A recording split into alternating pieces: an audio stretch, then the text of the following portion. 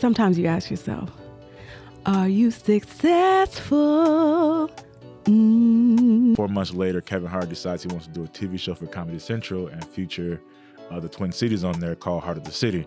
And so he comes and we get all this exposure and, he's in the building and we're just having a good time and we get shut down because we're not a real comedy club. Success. Hi, thanks for tuning in for Success MN. This is a local Minnesota podcast talking about people who have become successful in their own line of work, whether they've started their own business, had a side hustle, or just been highly successful at their W-2 job. And here we are connecting people. Tune in, see who's on board today. Hi, everybody. Welcome. We got Pierre Douglas. Hey, what's going on, everybody? How you guys doing? What's up? Hey, you guys are going to be laughing this whole podcast, probably. Not for me, though. He does stand-up comedy. He's a regular at House of Comedy and then does tours around the Midwest. He's at all the local clubs. I'm sure you'll recognize his face when you watch this on video. You will. If not, get to know me, I guess. Yeah, get to know him so that when you see him, you can go say hi. Yeah. So he's lived a really cool career. He's got all of his background in comedy. He's also a realtor at the Signature Group with Keller Williams. Yes. Yep. So doing the whole thing. The world famous Signature Group. They are world famous. Like everyone on your team is very impressive. Yeah, it's a great in your group. A group. Team. Group. Team. Group. Team. Team group. Yeah. Okay. Well, so how did you get started in comedy? Did you just like pop out the womb with jokes, or how do you? Yeah. So I was always not necessarily the class clown, but I was funny. Mm-hmm. I was funny. And so when Twitter came out, there was this thing called trending topics or the hashtags or whatever. Uh-huh. And so a bunch of us would be on Twitter just hashtagging stuff and being funny. And someone said, hey, guys, you should try comedy. And the promoter put the show together. And that was like November 2021. Okay. No, 2011. I'm sorry, 2011. Okay, I was like, that's real quick. You got a big come up. November 2011. And so they put the show together and we go and I forget all my jokes, but I get up there and I do what I do best. I just talked about everybody, roasted everybody, kind of did what I did on Twitter, just, being trending topic-ish.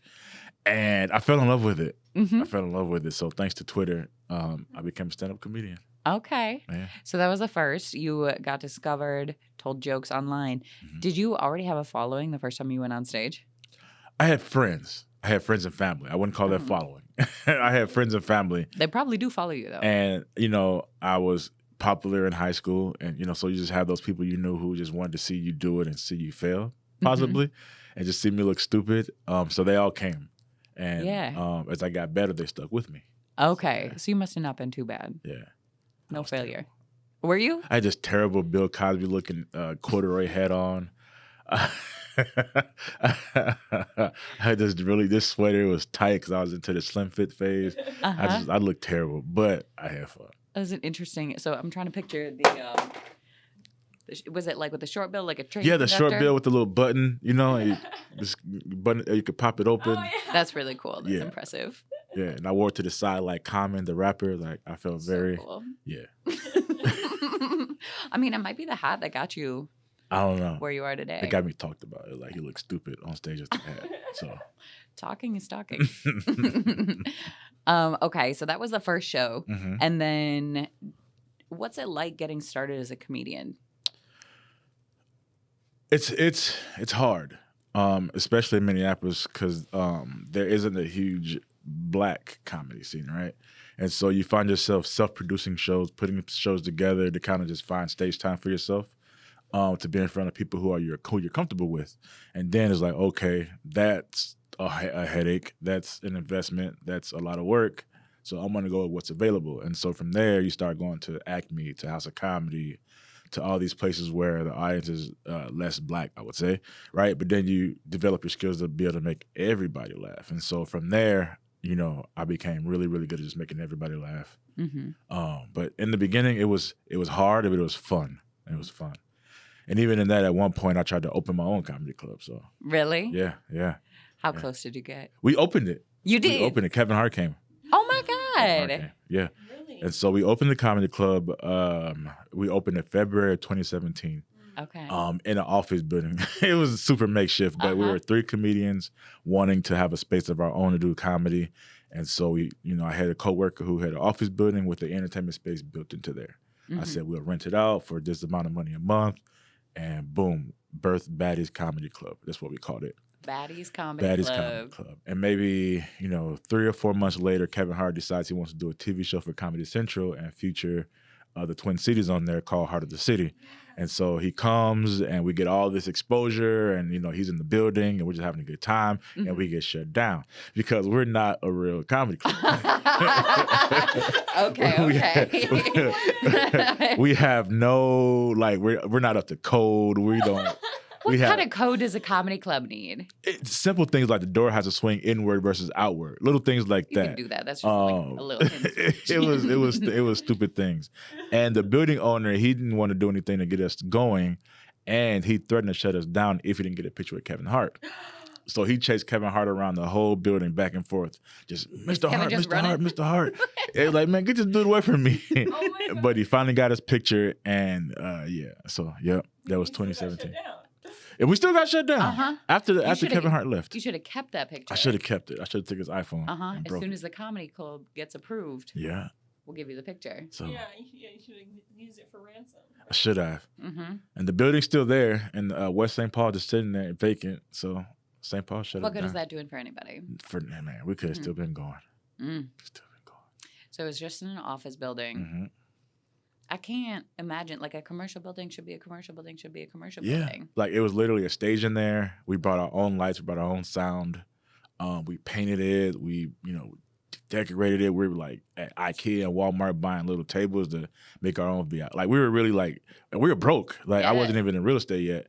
And so we were just putting our money together. I worked at Delta Airlines.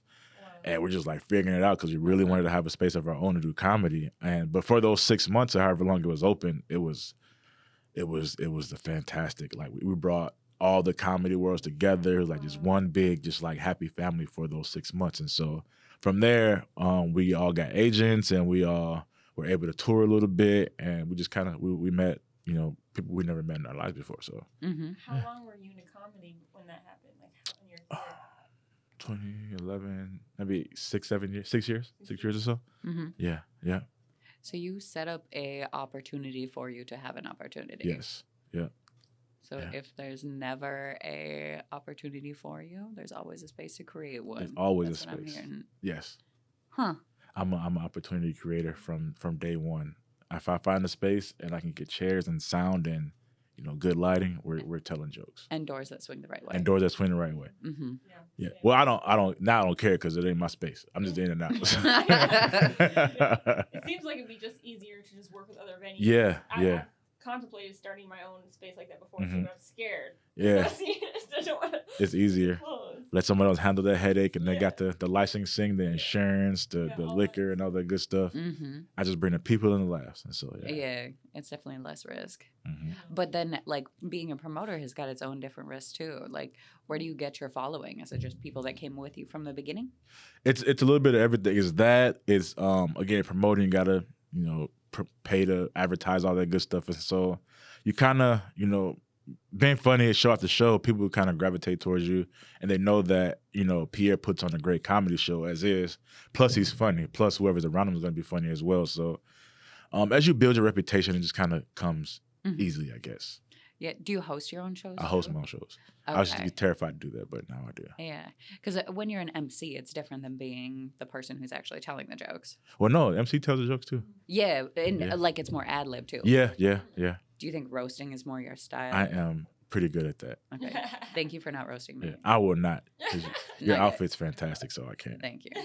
Made it past the first test. We don't even know. We've been having video issues, so the video might be all you. No one's gonna see this outfit. Oh, that sucks. Oh, they're gonna see it. They have to see it. All right, I'll post a special off-premise picture of the outfit. Okay, so started in comedy. You were doing it 6 years. Could we hear your worst joke? The one that never hit. So it wasn't okay. So here's what happened. I got booed off stage. Perfect. That's what I want. And so I didn't read the room well. And there was this time where, if you remember, Kevin Hart was set to host the Oscars. And he got canceled because he made a joke about he didn't want his son to be gay, whatever. I have a son. And I was on this thing like, you can't tell nobody what to say. We're comedians, we're artists. I have a son, and I do have a gay brother, right? And so I do a comedy show, and I'm not reading the room. I'm in my phone. Everybody's kind of doing their own thing. I'm like, yeah, I'm gonna kill it. I'm gonna have a good time. And not knowing that this is a room full of gay women and gay black women. Oh. Not even reading the room. And I get up there, Did you not see it? I was just being stupid. We'll see if it hits. And then I get up there, first joke, I talk about my gay brother, and I came off, I said it wrong, and I said it wrong, put the punchline in the wrong place, just being stupid. And they booed me off the stage. They booed me to my car. I got home, I called my other comedian, like, what's going on? Oh, they still booing you, bro. Like, it was that bad. Like, they're still booing you. Don't come back. How did they follow you to your car? I heard the rest boos. Of the show. Yeah, I just heard the boos out the door, like, get out of here. So it was bad. But it was my fault because I told the jokes in a distasteful way where I didn't read the room. They work normally, but I just wasn't, reading the room and being responsible as a comedian to deliver in the right way. So that's my fault. It wasn't their fault. Okay. Yeah. Well, all right. You take the L on that one. I take the L. We won't blame the audience. Yeah. No, that was all me. That's probably my worst. That was my worst show. Yeah. Okay. That was back at the beginning? That was 2017. Okay. So during that same time, yeah. During that same time. Huh.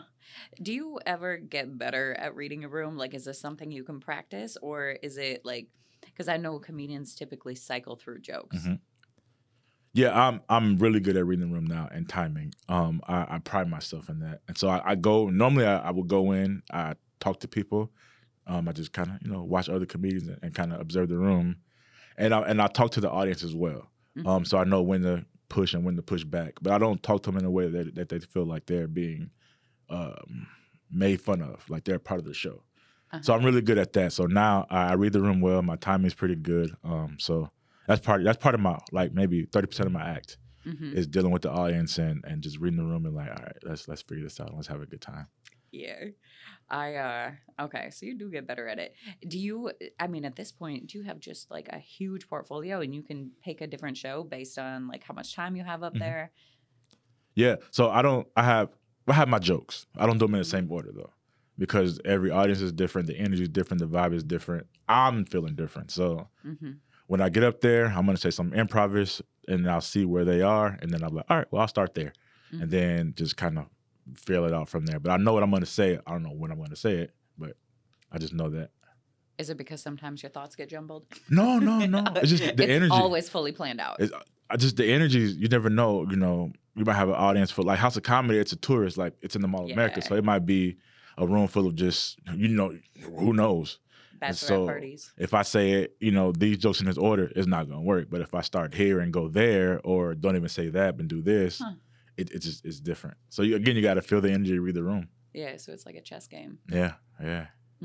House of Comedy, that's a hard venue. I love it. You do? Yeah. I feel like it's like a lot of open space. If I was on stage at the House of Comedy, I feel like my voice would just go nowhere. They got a pretty good sound system to where the sound kind of hones itself in. But when the room is full, it's electric. Yeah. It's electric. Yeah. I don't think I've ever. So back in the day, I was working bottle service and we would do an exchange. The manager of House of Comedy would give me free shows. I'd give him free bottle service. Okay. So like I was a regular at House of Comedy. So this was probably back in like 2015. I don't know if that was your spot. Tevin? Was it maybe Tevin or the light skinned dude? Murray. Yeah, Murray. Yeah. You knew it was Murray. Don't even ask. I was going there next. I had to figure the name out. Murray, yeah. And back when he had Tesla contracts. Yeah. He would show up and be like, hey, yeah, I got a new Tesla this week. I just seen him the other day, like 2 weeks ago too. Yeah? Is he still around? He's still around, yeah. Okay. I seen him at a weird open mic, actually. Really? Yeah. Was he on? He wasn't. He was just hanging out. Oh. Yeah. A weird open mic. Okay. Are all open mics weird? To me, some can be weird. This one in particular, it was like a weed friendly spot. Yeah. It had like just living room furniture as chairs, and so it's like a kick it spot, a lounge. So it was someone's house. It felt like it. And I don't smoke or anything like that, and so I was just like super uncomfortable. My throat's burning, and I'm the host. I'm the MC because he was paying pretty good for me to be there. But Murray was there. We made it through, but it was weird. Yeah. And there are some mics where I don't fit in at all. Yeah. But I try my best. When you feel like you don't fit in, is there any recovery from that? I leave. I don't even go on stage. I'll Really? just scratch my name off the list and just go. Really? Huh. Like I'll hang out with the comedians because it's a conglomerate and you want to network. But if I don't feel like that's my space to tell jokes, I'll like hell no. Or can I say that? Yeah. Okay. Heck no. And I just I like the correction anyway. and I'll just no. So how much does networking play into your role as a comedian? It's huge. It's huge. You have to be likable. Mm-hmm. People think that comedy comes from like this dark place and you got to be like this arrogant, or not arrogant, but mean person or whatever. But you have to be likable, and you have to network. Like I get out there, I put myself out there, but I also give opportunities. So like you come to my show, I'm gonna bring you to wherever. So I've been across the country like just by switching work with people. Mm-hmm. So it's huge. That's a big part of it, especially when you're not like up there. You got to kind of network and just have a give and take. Mm-hmm. So you started, I'm assuming, just networking with local comedians. Mm-hmm. How do you get to the point where your network is Kevin Hart? That was just a blessing. Again, just we were 3 black comedians and a black superstar came and he toured. He was going to do First Avenue at first. Then he went to Acme, but then he heard about us as well, and the story resonates. Like, these young guys. Well, we're not young, but these guys, they're just trying to figure it out. So why not give them the exposure to try to figure it out? But even before that, like his openers who rode with him, we had gone to me and the other comedian. His name is Bruce. We had gone to L.A. just to kind of Mm-hmm. I think I know Bruce. He's Bruce like a Leroy. Minneapolis guy. Yep, yoga instructor, photographer, all that good stuff. Mm-hmm. But we went to L.A. and to Atlanta just to kind of go out, get our name out there, network. And we met some of his people, and they kind of remembered us from that moment. And so, it all just kind of came full circle. Okay. Who was the third guy? Oh, his name is Brendan Ridley. Okay. Yeah. I don't think I've heard of him. Short guy, very, very. It's a matter of time. Is he still doing comedy? He's going to be at the House of Comedy this weekend, actually. Oh, okay. Yeah. Plug. Well, by the time this airs, probably not. Probably gonna be over. But yeah, but no, that's cool. Okay, so you just work on your network. Mm-hmm. Is there a thing that comedians can do for each other other than doing like the show exchange? Mm-hmm. Is there like a collaboration between jokes? Do you guys help each other edit them? Do you perfect that? Kinda. So it'll be more so like you're on stage and like, oh man, if you say this, or if you switch that around and do this, that'll work this way. And so I remember I had a joke about my son playing football, and it somehow I ended up kicking him in the nuts, right? And it was an accident. Yeah, Was and it? the other comedian said, well, if you say that he put the nut cup on his chest strap, it'll hit better, just whatever. Uh-huh. And so I went up there, I said that, and the joke went over 10 times better because he had no nut cup down there. It was up here, and it worked. So we just give little taglines and little bits and pieces. I've never been like in like a full writing session with any comedians though, because I guess I don't even. Is that a thing that happens? Not really. Okay. Not that I know of, because It's not like a studio session. No, I wish that'd be pretty cool. That sounds cool. That'd be cool. Hard to focus, I would think. Yeah. Yeah. Too many people critiquing. Have you ever done that? And then a comedian is like, hey, man, don't spit out my game. Like, or like where they're like, I don't want your advice. Why are you critiquing me? Oh, yeah, people. No. Because I have to know you well enough to give you that. Oh, so he's already your friend. Yeah. I wouldn't just walk up to it like, hey, dude, if you say this. Nah. He's like, man, get out of my face. Someone ever said that to you? Like, give you Yeah. wanted I've had advice? audience members do it, comedians do it, and some of them are good, and I've taken some of them with me and used them. So I'm open. I'm a free spirit. I don't really care about too much. Mm-hmm. As long as you're not trying to, hurt or harm me, we can figure it out. Yeah. Is there anything that an audience member should not do at a comedy show? How long is that list? Just don't yell out. Don't yell out. I can handle it. Some comedians can't. So like some comedians have to go by their script because they're writers. They're not necessarily entertainers. But don't yell out. That's first and foremost. Don't get too drunk because then you're gonna yell out because you want to be a part of the show. You want to be seen. You want to be heard. So don't like roast the comedians, or like how do you define yell So out? if someone's doing bad, let them do bad. Oh, okay. Right. Or if someone says something that relates to you, just let it relate. You don't got to say, "Oh my God, I went to high school with you." Like, Oh, yeah. you don't got to do that. Don't talk with the comedians. Yeah, let us talk to you. Then we have a dialogue. Don't yell out because then it'll it could shift the room. It can throw the comedian off. Mm-hmm. You can get thrown out. I've had people get thrown out of shows. I didn't ask to do it, but they're like, "Get them out of here." Okay. What do you want a audience member to do at a comedy show? Buy my T-shirts. Okay, buy your T-shirts, buy the swag. Okay. I want them to be long time, supporters, and I've been pretty good at that. I'm very personable, and so after the show, I'm gonna shake everybody's hand. I'm gonna thank everybody. I'm gonna hug you if I can, and if you're gonna buy a T-shirt, great. If not, cool. But we're gonna have a conversation.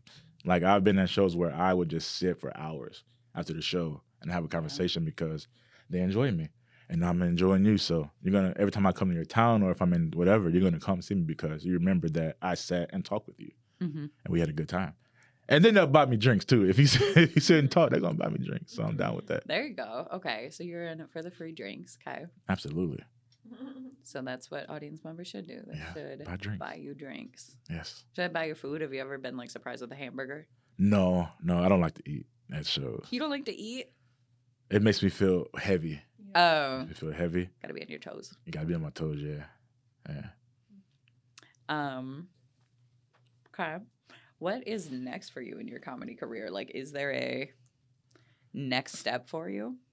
I'm just enjoying it. I haven't taken it as serious lately. I've just been loving what I do because I'm a realtor and that has been more lucrative, I guess. Yeah. And so I've been able to really enjoy comedy, not necessarily chasing anything or chasing money or anything like that. I'm just doing it because it's what makes me happy. And so, of course, you want to get on bigger and better stages, get in front of bigger and brighter eyes and, make it on TV and things like that. But if that's not in my deck of cards, I'm just okay with getting paid to make people laugh and just having a good time with people from every walk of life. From small towns in North Dakota to, Los Angeles, I enjoy it all. I enjoy it all. How hard is it to make money in comedy? Really hard. Really hard. Yeah. It starts out paying nothing. It gets to, you might get $25 for a set. It works its way up. But it's not like, there's no pay increase unless you set your own pay increase. Otherwise, they'll pay you the same rate forever. Yeah. $25 a show. Most. I'm not taking it. But but that's the starting But rate. then again, like, as a comedian, you got to kind of set yourself apart. Like Pierre, I'm going to first give you a good show, but I'm gonna have people there with me. I'm gonna promote the show if I'm not on it, if I'm on it, things like that. So you got to kind of make yourself, what is it, an asset, whatever the word is, to these people, and they'll pay you well. They'll pay you well. So is it like if you're a good comedian, you should also be a good promoter, and that's how you make money? No, we try to separate the two, but because I do both, I just understand. Like comedians say that, well, I'm the performer. I don't got to bring the people. Rightfully so. But butts and seats equals money as well. And so if they're not making money, they can't pay you what you feel like you should be getting. Right. So it's kind of like it's a team effort, They make money, you pay me more, we're all good. Is there ever a way to like work on contingency? Like, yeah, I'll do that show, but if I bring X amount of people, you're going to pay me per head? They do that. They'll have you sell tickets. Like, here's tickets, sell them yourself. I don't do that because I can get a little arrogant in me because I'm really good up there, and so you're paying me for first to be really good up there, and so whether I do have 10, 20, or 50 or 0 come, I'm gonna give you a hell of a good show. So you're gonna pay me what I want, or we're not gonna do anything at all. Yeah. But they do that though, like Yeah. Yeah. But so like, are you someone who is a like anchor, like you're a headliner, and then people come and they follow you? I like to MC. Okay. That's my sweet spot. Mm-hmm. Headliner is where I've worked my way to now.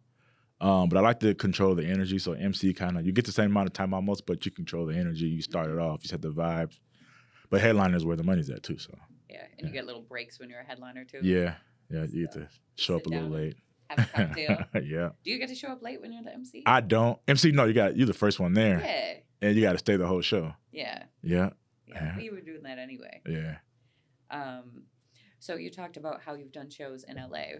Mm-hmm. What is the difference between the Minnesota comedy scene and the Minneapolis comedy Yeah, scene? yeah. So LA, I pair LA and Atlanta are my two most fearful cities.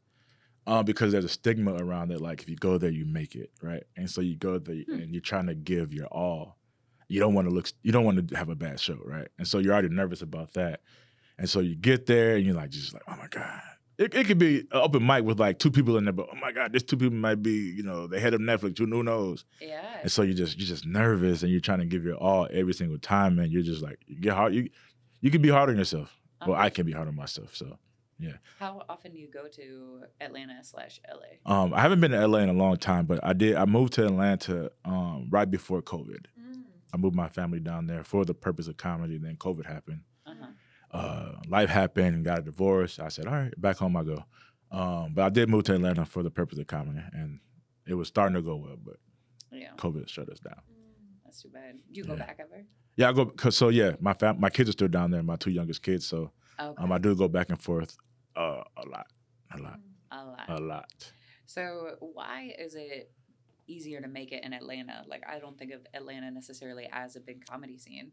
It has a huge comedy scene. And then it's a production town now. So movies are being made there. Everything's down there, as far as production goes. And so there's more opportunities too. There's more stages. There's bigger stages. And so you might go to, again, an open mic, but at the open mic, there might be 10 B or C-list comedians there who are kind of known, you can kind of rub shoulders with and, pick their brain or possibly, whatever. And so for an example, one of my comedy mentors, Adrian Washington, he kind of played that thing, and he's touring with Darnell Rawlings, who was, Ashley Larry from the Chappelle Show. Yeah. He's his opener now, just by doing that, just kind of like being in the space. And so you get around where opportunity is. That's one step away from opening for Chappelle. Yeah, he's been in all the Chappelle stuff, so yeah. Just by, being where he's supposed to be. He still opens for Chappelle. Chappelle was just in town. Yeah. He was the opener. Did you see it? Yeah, that show was electric Great too. show. Oh my goodness. So are you ever thinking about going back to Atlanta to stay? No, I hated it there. No, you hate it? I hated it there. Why? It was just not my pace. Because I was trying to do real estate there too, and that was a different type of this vibe.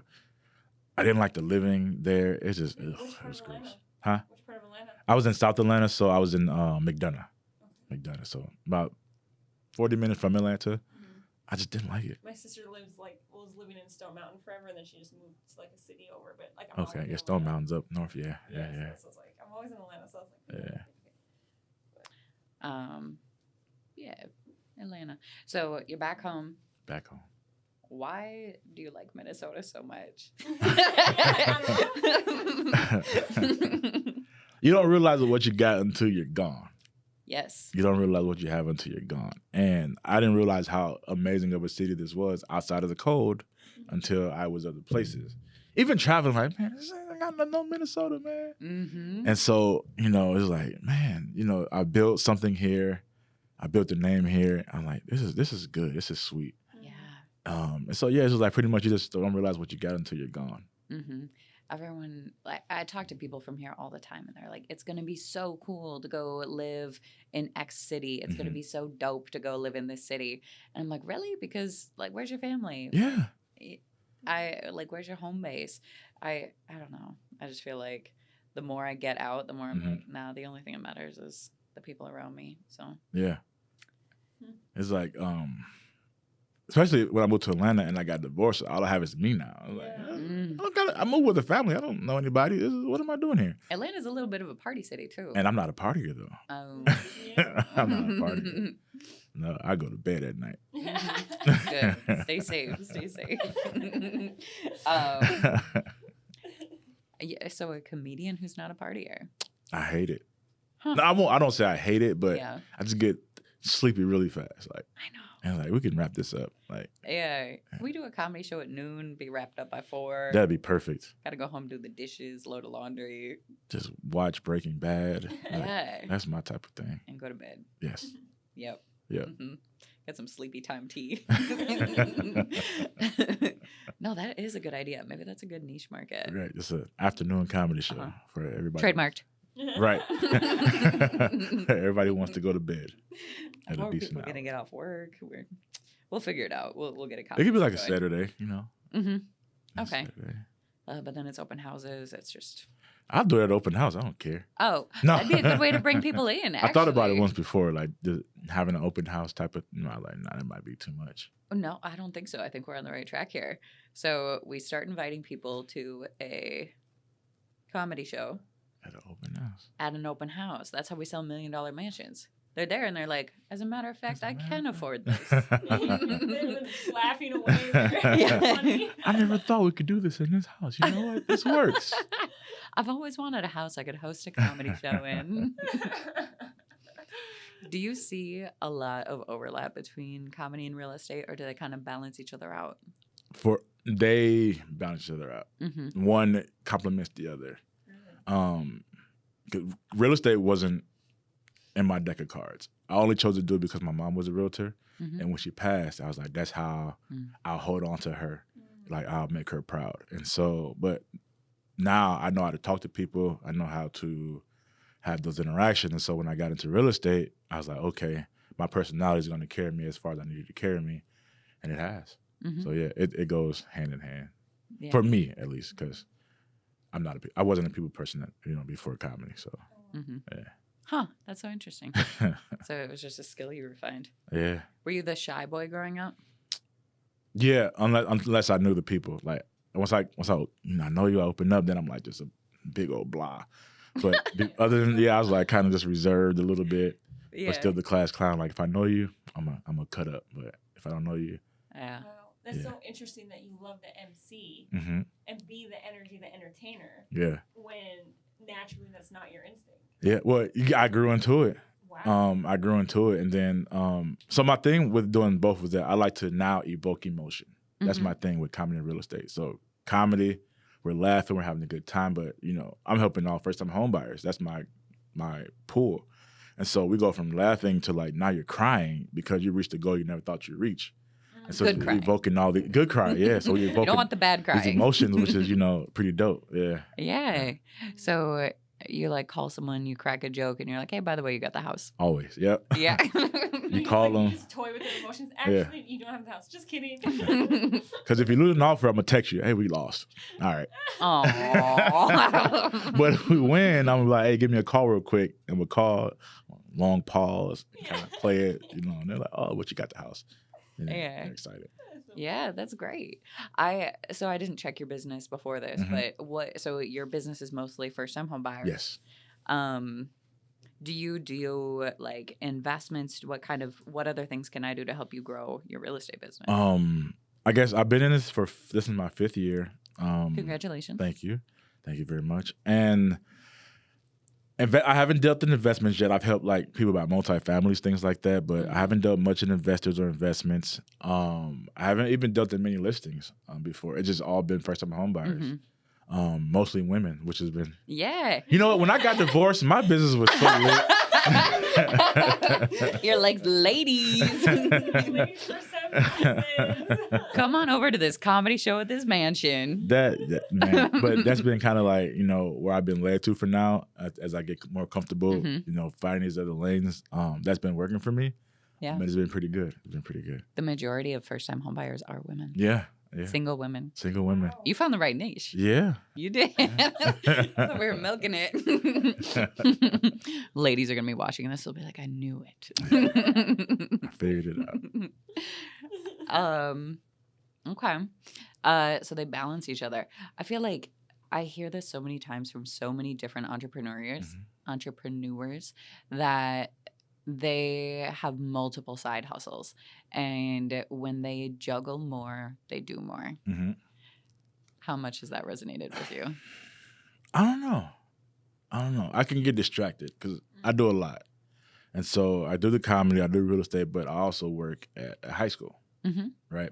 And there was another thing where I wanted to do something that was impactful. And Yeah. so now I spend my days at a high school. I broke up 2 fights today.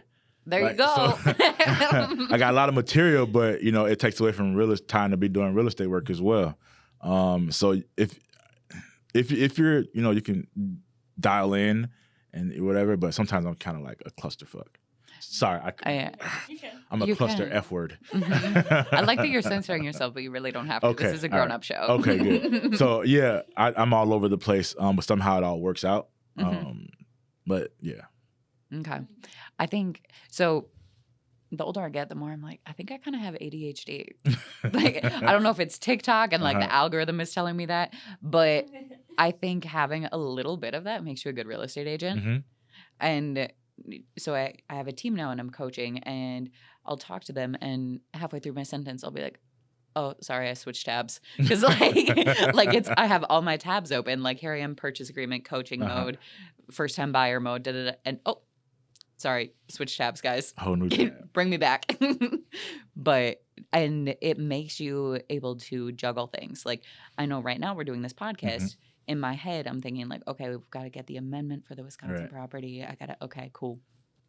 But I think being a little bit of a clusterfuck is probably a good thing sometimes. Isn't it crazy how the brain just does that? Like, you're talking to me, but like even on stage, like I'll be talking and just blurting out stuff, but I'm just thinking about like, I need another drink or whatever. I need another drink. Or even I've had real estate thoughts in my head Yes. on stage, like, man. Inspections at midnight. We got to wrap this up. Yeah. Laptop's in the bag, like, hey, man. So it's crazy how the brain does that. Mm-hmm. You can be so many places at one time in your head. Yeah, no, it's cool. It's definitely growth. I think, so you do have a very impressive career. What are some habits that have made you a good realtor? It's hard to be a good realtor. I would say I had to learn the follow-up, and I had to learn consistency. Because sometimes you're just like, somebody will reach out or you reach out and that'll be that.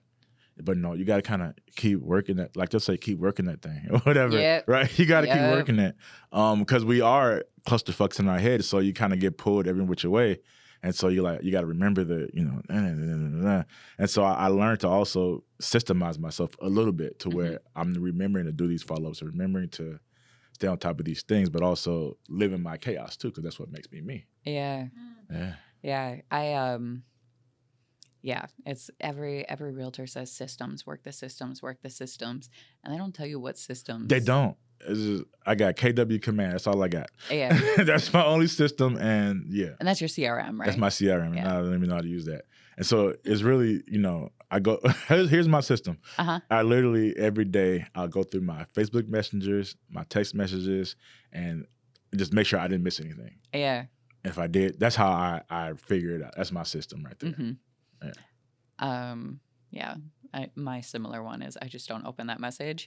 And that blue light is that notification of you have to get back to that person. Yeah. So, yeah. No, it's a thing. First time buyers. And let's go to the list. Go to the list.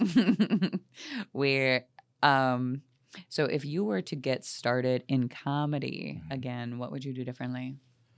I would, this is very personal, I would go to Acme Comedy Club. So that's the only stage that I haven't been on or worked like that. I haven't been on that club in 11 years. Because Ever? I've been on it twice. Okay. But it was a competition and an open mic. Since then, never. But they have a system. They want you to show improve. You got to go, keep going, sign up, keep going, sign up, keep going. But once you make it through the system, you're in the system. But me being me, I was like, fuck you. You don't know me? You don't know me. Yeah. I'll make my own name, which I did, and it worked for me. But that stage is a proven stage to where it creates more opportunity. And so some of my peers have gone on to do bigger things because they went through that system. Everybody has a different path, but I would have definitely played the game and went through that system. What's stopping you from doing it now? I don't got time. I don't even have the patience. Like I went, so you go sign up every Tuesday, whatever it is. You sit there, you don't get up. So I spend money on a drink that I didn't want to spend anyway. So I'm just there. And it can be weeks or even months before you get on stage. And I'm 37 now. I'm not doing that. I'm not doing the networking. No. I'm not. Yeah. Now I can just go and create my own little space or go to the Mall of America and be fine. Mm-hmm. Yeah. Right. They already know you. Yeah. You get so much stage time already there. Yeah. Like quality. It's like. Yeah. Success looks so different to everybody. Mm-hmm. How do you define success? As long as I can take vacations. Yeah. Uh-huh. I'm not a person who wants for much. I don't want to make I would love to make $1 million. But I've made enough money to where I am able to live comfortable. Mm-hmm. I don't have to worry. I don't have to stress or anything like that. I can vacation. My kids are fine. I'm good. For Pierre Douglas, I'm good. And so it can get better. Mm-hmm. But as I've never saw my life to be in this space right now. And so success for me is right now, I've never thought that I would be a real estate agent, that I would sell, however many, 25, 30 houses in a year. Like, who, what, me, what? Yeah, you. What? Yeah. Kevin Hart, who, me, what? Like I would, and to be able to earn money in that, doing what I love and dealing with people, that's fantastic. And so as long as I'm able to travel and just, be there with the moments for my kids. My son, he wants to be, he's a drummer in school now. So he wants to be a drum major in college. And so to make his recitals and things like that, or he doesn't like the word recital, to make his concerts and things like that, my daughter's softball games, things like that, that's all that matters to me. You said drum major. That's the person who conducts the band? Yes. That he wants to get there? Yeah. That's hard. Wow. Yeah. That's hard. He's dedicated. He'll do it. Yeah. That's so cool.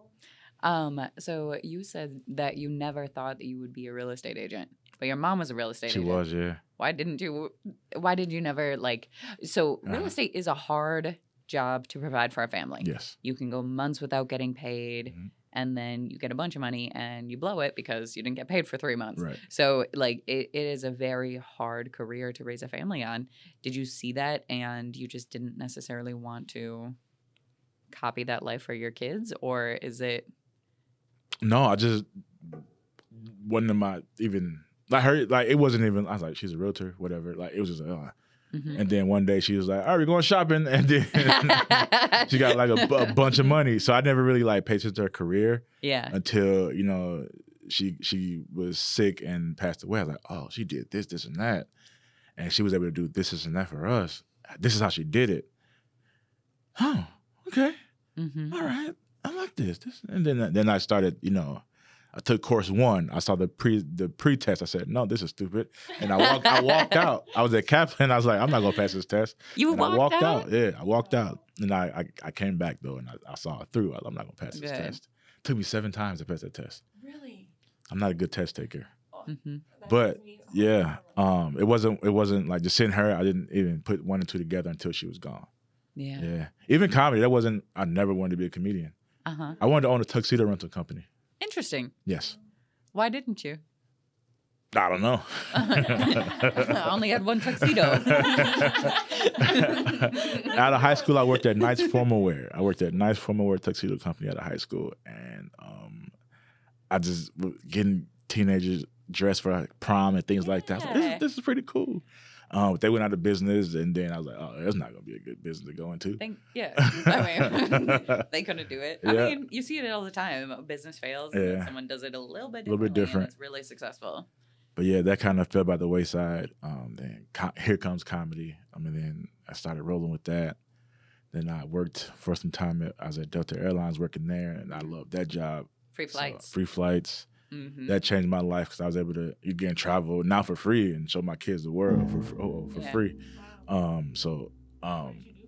worked outside on the ramp, freezing my butt off. Yeah, that's brutal. But I loved it. I don't know. I'm just grateful to be able to just do things that I never thought I'd be doing and be doing them at a high level and loving it. I'm just grateful. Yeah. No, I mean, you are super fortunate. Like, you've been very successful in, sounds like everything you've tried to do, except for tuxedo rental. But except for that. It might come back around. Kevin, with Club. Yeah, the comedy club. But that wasn't your fault. That wasn't my your fault. It Yeah. was Kevin Hart's fault. He gave It too was much no, it exposure. was. We tried to.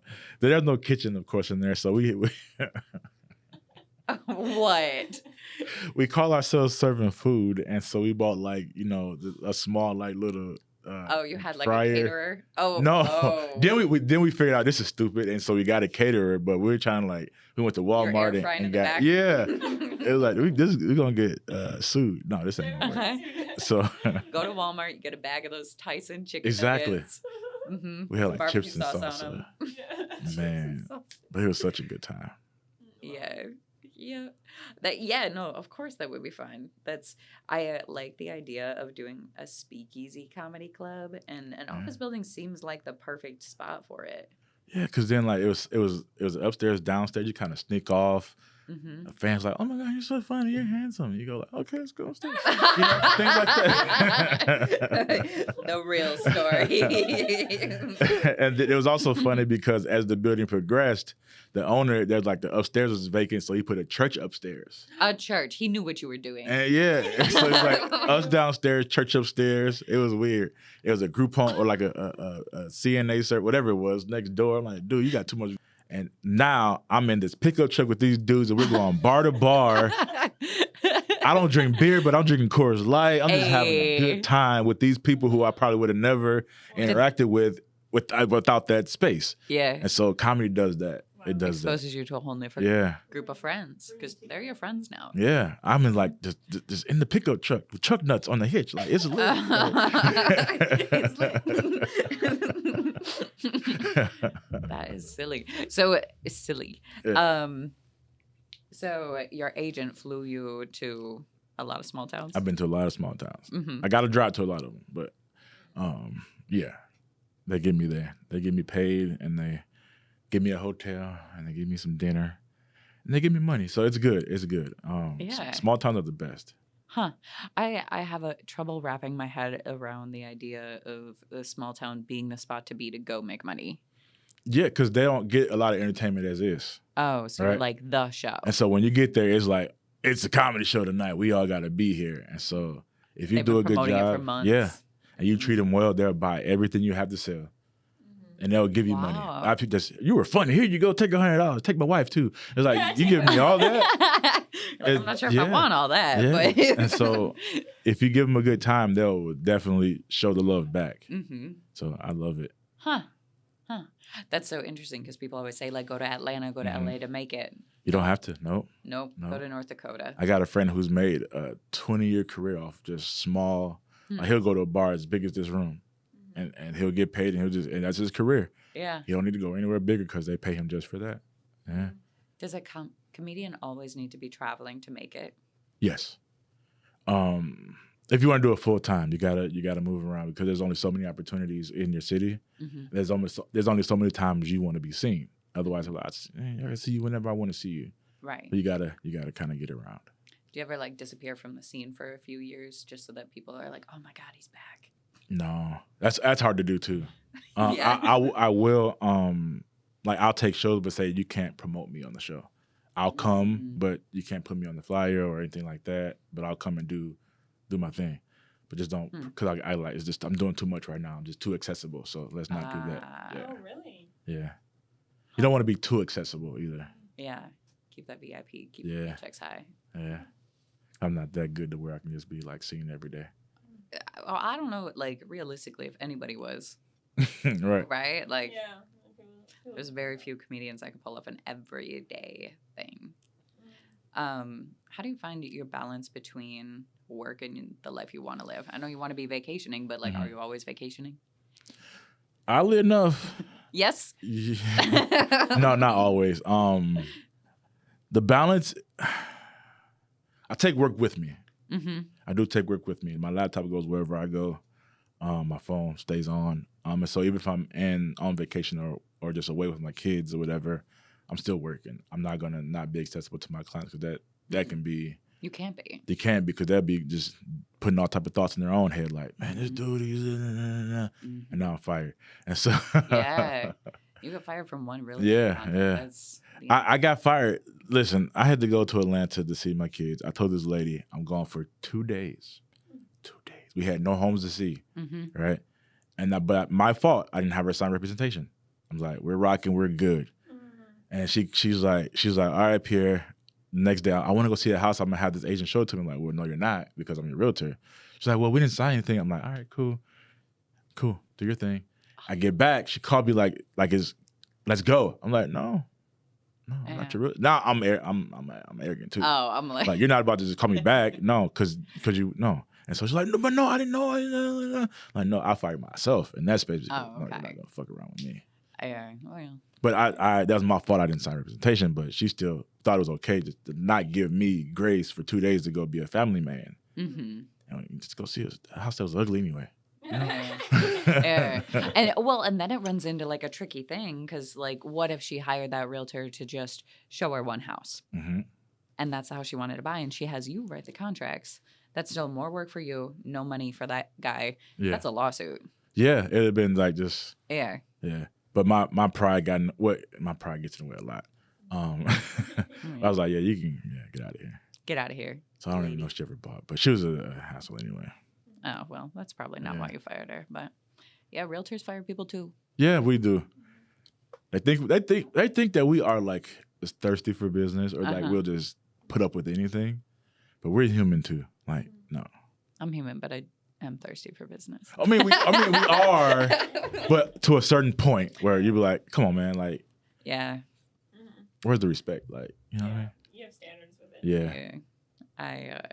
And so like going back to the vacationing, I run into this all the time. Like, yeah, it's me. I'm gone for 2 days, but this is the biggest purchase of their life. Yeah.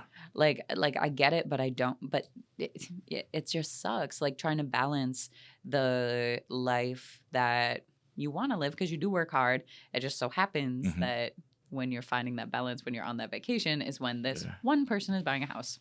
But the beauty of having a team is that, but then again, they think that they're just working with you. I know I have all these people around me that help support me when I'm gone, but they just think that like I'm supposed to be there for every showing. But my team is really good at stepping up and helping me with showings. And, of course, you can always ask someone to show a house for you. So it always works out too. But they just feel like because you're not there, it's going to be a little bit different. But if that happens to you again, say, hey, man, do you trust me? Right. Wouldn't you trust somebody that I trust? I've got good judgment. They're going to be a good realtor to you, too. Good. All they're doing is open the door for you. I still got to do the paperwork. I'll do the paperwork. I'll do it. I can do that from mobile. But, yeah, I think, like, it is really hard to trust someone. And, like, part of it is just the anxiety of a transaction. Yeah. And, I understand. Like you say, it's a house. Like, this is $100,000. But you just got to trust me. That you've signed me on for a reason. And so you got to know that even in this 2 days period of me being absent, that it's still going to go smoothly like it's been going the other days I've been present. Right. Yeah. I learned my lesson with make sure you vet who you hire for your showings. Like, don't just trust anybody. We got under contract for a house, and they're out there for the inspection. The inspection's $500. Like it costs money to have an inspection. And there is a hole in the ceiling that goes through the roof. You can see sunlight from the kitchen. And I just am like, how did you miss this? Like, you just cost my poor clients $500. I've been through that. And I had a newer agent show the house. My client said, cool, I want it. We signed it. We got through inspection. And then they're like, you know what? Really? This ain't it.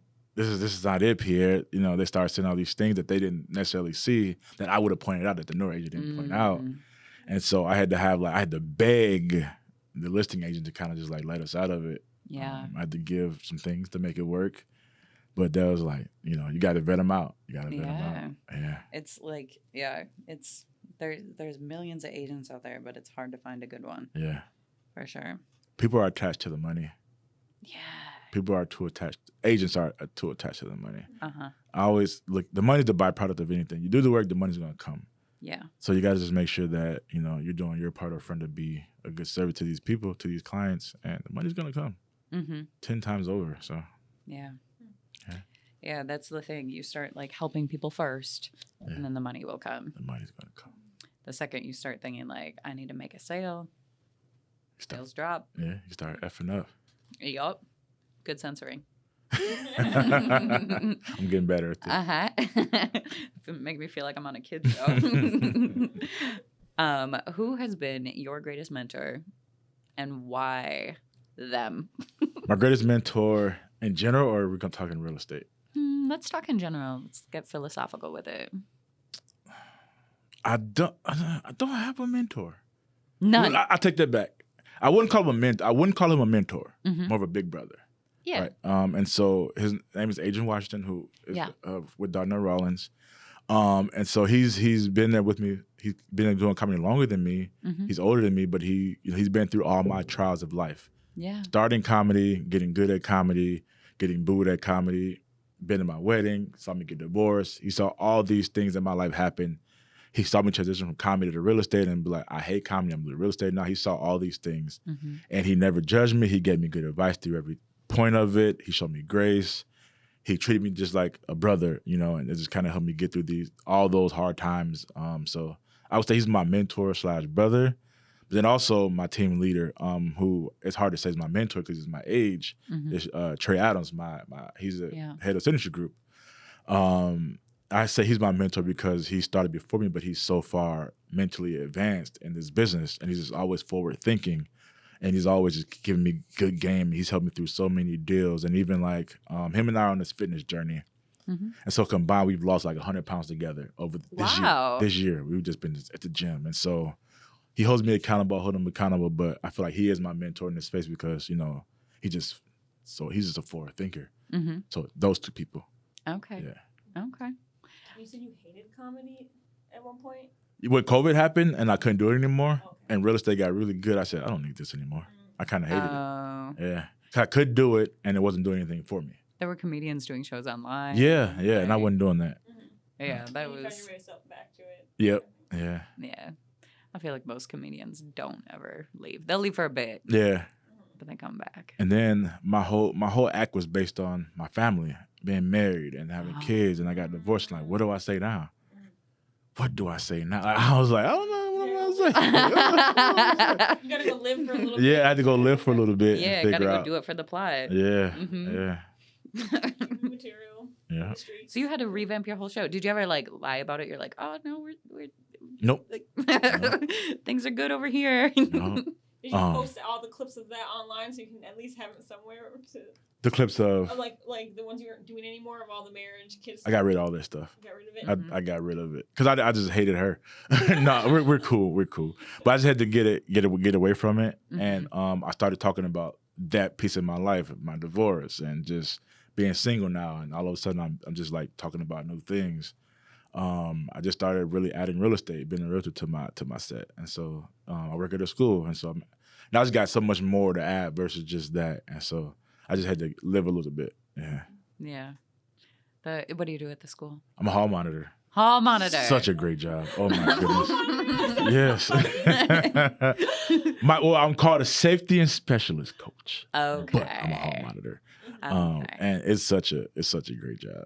Yeah. It's low pressure, but the kids are great. I mean, you said you broke up 2 fights today. broke That's up not 2 low fights. pressure. Well, yeah. Besides that, How many fights are you breaking up? I broke up a lot of fights, mostly girls, so it's not too much work. Oh. But on the flip side, when the days are good, they make me happy. Like they roast me, they give me material, they give me life, they talk to me. I gain and learn from them as well as they learn from me, and so it's been a blessing to my life too, just as much as anything else. Yeah. Wow. That's a lot. That's 3 jobs. Mm-hmm. How do you I think I'm Jamaican. I don't know. You're just hustling. That's how you do it. Yeah. Do you ever get to the point of burnout? Like, I know I would. That's a lot. No, they don't always overlap each other. They don't clash, I should say. Yeah. They don't always clash. They fill your bucket in different ways. Yeah. Even with timing, it doesn't clash too much, so it works out. Yeah. I still make it to bed on time. Yeah. Oh, that's the biggest thing. That is the biggest thing. What's one phrase that you live by? Live life with laughter. Live life for laughter. Live life with laughter. Live life with laughter. Yes, that one, and then just one word: increase. Mm-hmm. One word. It's tattooed right here on my arm. And so it's a Bible verse, Job 8:7. It says, "Though thy beginnings were small, thy latter shall greatly increase." Mm-hmm. And so I just parallel that to my life, of where, like, you started here and you just see life progress and things are getting better. You're getting bigger deals now. You're getting bigger stages, just bigger whatever. Life is getting better as you put the work in and you move through life. And so just increase. Things get better and bigger as you put the work in. Yeah. Job is a great book in the Bible. It's like, because he's constantly getting tested and he's constantly getting rewarded. So I'm not gonna say I read the book. I just know that verse. I'll go read it though. Well, I mean, if you know the verse, you got it tatted. So Yeah. That's a good phrase to live by. So what is one piece of advice you have for people who want to follow in your footsteps? I know that advice is going to be different for comedy versus real estate. They both go hand in hand. Really? Be fearless. Mm-hmm. Be fearless and be personable. Don't be afraid to. Well, I would say be afraid to fail, because being afraid to fail, it'll just kind of give you that bubble in your stomach, and you'll want to do right every time. So before I get on with any show, I'm nervous. Mm-hmm. Like, I had a show on this past Saturday. I was so nervous to the point where I had to sit down. I couldn't breathe. Really? Mm-hmm. I was nervous, but I did so good. Why was that show so different for you? I don't know. Huh? I don't know. Was it more people? It was a sold out show, maybe 250 people in a small theater. It was my friend's birthday show. So the hype was around it, but everybody was doing good before me. Oh, And yeah. I was like, oh my God. You don't want to be the one that just. Yeah. Uh-huh. And so I was, but I'm a fearless comedian. So, but you got to be fearless. You got to do, So yeah. Yeah. Huh. Don't be afraid to fail, but fail. You're gonna fucking fail. Yeah. You're gonna freaking fail. I'm like, Again with the correct. So sometimes, like, when you're nervous, you perform better. I perform best at my nervous. Really? Yeah. Really? So we should just, like, give you an EpiPen shot before you go on stage? That'll kill me. That'll probably kill me. But it's just something. Because I want to do good. Yeah. And even though you do good almost every single time, I don't know these people in the audience tonight and how they're receiving me. And so I'm like, God, I hope this goes well. And I'm pacing. I'm taking a shot. I do go number 2 before. I'm being honest. Like, so all these things that you do when you're nervous, I do all those things. And I get up there. And I'm like, hey, how you doing? Then they laugh. The first laugh comes out, and now we're rolling. Now we're rolling. But I'm nervous every single time. I'm nervous at every single buyer's consultation. Really? I'm nervous. Huh. I know what I'm going to say. I know how I'm going to say it, but I'm nervous at every single one, because this person's trusting me with something that's massive. So, yeah. Huh. But then I know that because of those nerves there, I'm going to do good, and I have to do good because those nerves are still there. Yeah. When I started as a comedian, I'm very confident, almost arrogant, because I know what I can do up there. But once that overshadows the nerves, I got a problem. Yeah. That's when you like stop growing the craft. Yeah. That's when you coast, really. And that's when you fall off. With anything, not with anything. Comedy. With comedy, even. Yeah. Interesting. So I think, what are your favorite 3 restaurants in Minneapolis? Famous Dave's. Hey. Famous Dave's, Texas that's national, but Texas Roadhouse and Malone's in Maple Grove. Oh, okay. That is a good spot. Malone's is good. They got some good food. Good food. Simple. Good beer, good atmosphere. Yeah, that's a great spot. And then do you have one other person or a bunch of other people that you think would be good on the podcast? I think having my comedy brothers on here, Bruce and Brandon, sign him up. They would give you a good show. I'll hit Bruce up. We need like a fitness person because January we got to kick it off. And then I think also Paige, who's a literature group. Paige she's so fun. She's so bubbly. She's such a personality. Okay. I love Paige. I think you two would bounce well with each other. Be my new friend. Yeah, Paige. Okay. Those 3.